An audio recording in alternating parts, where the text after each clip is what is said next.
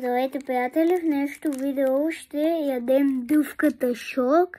Абонирайте се за канала с камбанката, лайкнете за още такива видеа. Сега хайде да започваме. Нека да отворим първо дъвката.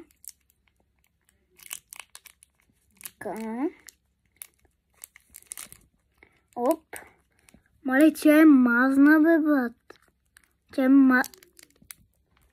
Майко, това мирише кисело, бе, брат. Това мирише много кисело. Сега си сложил 10 лимона в нея. Така. Само да я махнем, защото тя е много лепкава, брат. Така. Това е дъвката. Сега е излезла от Майнкрафт. Така. На 3. 1, 2, 3.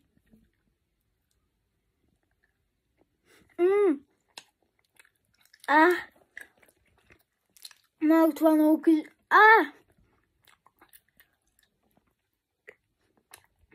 Това е много кисела дъвка.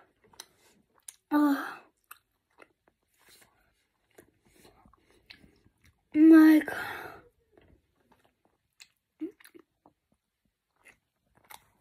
Не ви я препоръчвам.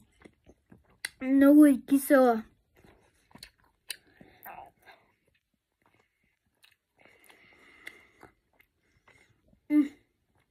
Спя.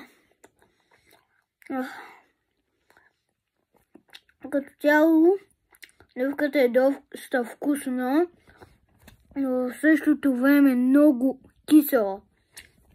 Сега си сложил 12 лимона и след това допълнително киселина. Така.